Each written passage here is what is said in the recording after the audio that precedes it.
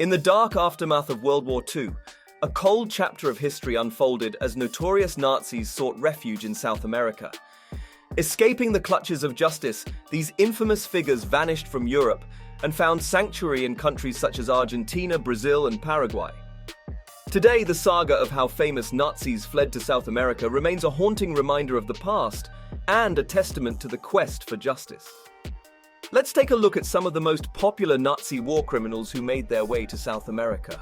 Erich Priebke. Erich Priebke, a mid-level SS commander and member of the Gestapo, took part in the Ardeatine Caves massacre in Rome in 1944, where 335 people were assassinated in retaliation for the losses of 33 German SS members. Priebke confessed to killing 2 Italians, but claimed he was just following orders. He was also involved in transporting 2,000 Roman Jews to Auschwitz and acted as a liaison between the Nazis and the Vatican.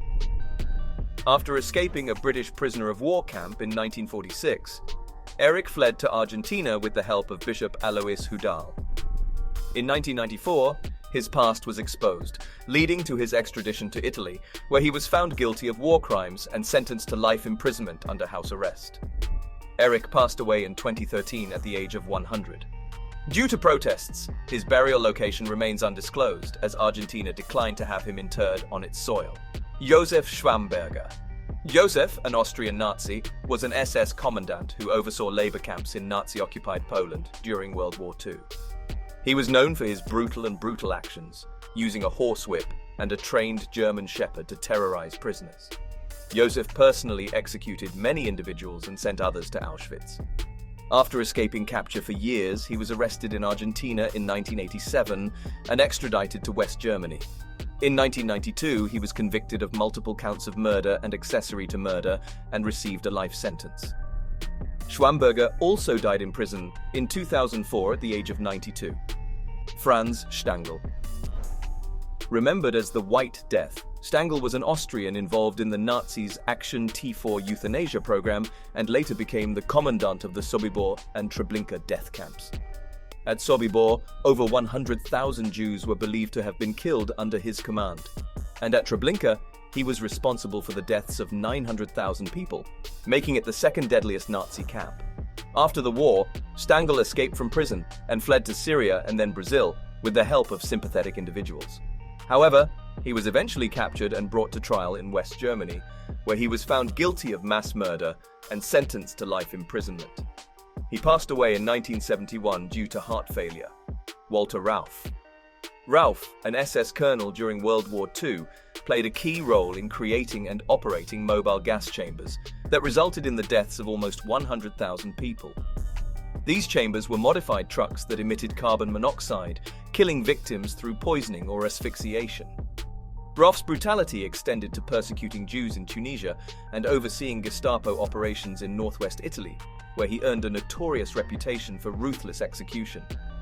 After the war, Rauff escaped from a POW camp, sought refuge in Italian convents, and later became a military advisor in Syria. He eventually settled in Chile, where he lived openly and even worked as a manager while secretly spying for West Germany. Despite multiple arrest attempts and extradition requests, Rauff was never captured and died in Chile in 1984. His funeral was marked by Nazi salutes and chants of Heil Hitler from German and Chilean mourners.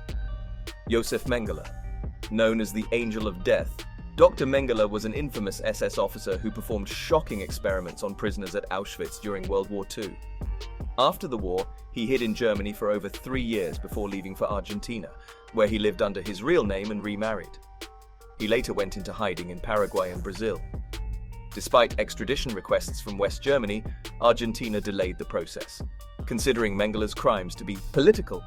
Nazi hunters pursued him relentlessly, but he eventually died from a stroke and drowned off the Brazilian coast in 1979. His death remained unverified until forensic testing confirmed his identity in 1985. Adolf Eichmann. Eichmann, the notorious SS lieutenant colonel, organized Hitler's plan to eradicate the Jews in Europe, resulting in the murder of almost 6 million people. After World War II, he fled to Austria and later received an Argentine visa using a fake passport. He lived a very normal life in Buenos Aires until Israeli Mossad agents captured him in 1960. Eichmann was brought to Israel, where he faced a 4-month trial and was found guilty of war crimes. He received the death penalty and was executed in 1962. Well, that's it for today. If you enjoyed watching this video, please give it a thumbs up, and don't forget to subscribe to our channel.